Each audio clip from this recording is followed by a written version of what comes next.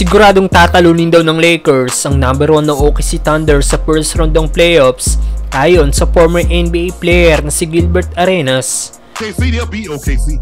In the playoffs, yes sir. As of now, nakupo nga po bilang 9th spot sa West ng Lakers, kaya kung magsisimula na ngayon ng playoffs, dadaan muna sa butas ng karayom ang Lakers para makapasok sila sa postseason dahil maglalaro sila sa play-in tournament at hindi sila pwedeng matalo miski isang game. Una nilang makakalaban ng JSW at kung manalo ang Lakers, lalabanan naman nila ang matatalo sa labanan ng Phoenix Suns at Sacramento Kings para makapasok sila sa 8th spot na pasok sa playoffs, kung saan makakalaban naman nila ang number 1 ngayon na OKC Thunder na ayon sa former NBA player na si Gilbert Arenas. Kung makakalaban daw ng Lakers ang OKC sa first round ng playoffs, siguradong i-upset daw ng Lakers ang Thunders at malaki rin daw ang chance na makapasok ulit ang Lakers sa West Finals at nakadepende daw ito kay LeBron kung ile-level up nito ang kanyang laro gaya last playoffs.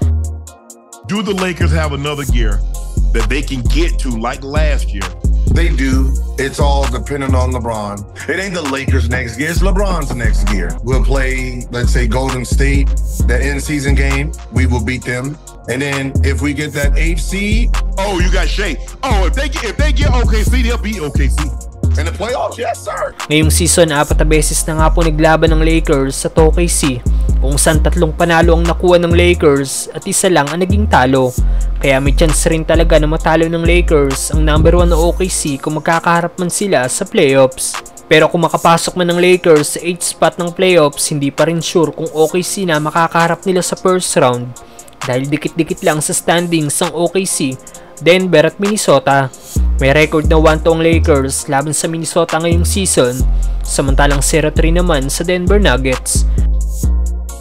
Good news din dahil ang 4 games nang wala na si Cam Reddish ay maglalaro na bukas laban sa Sixers. Dahil sa inilabas na injury report kanina, wala na si Cam Reddish sa nasabing listahan, meaning good to go na ito para makapaglaro bukas laban sa Sixers. Listed as probable si Anthony Davis samantalang questionable pa rin si LeBron James.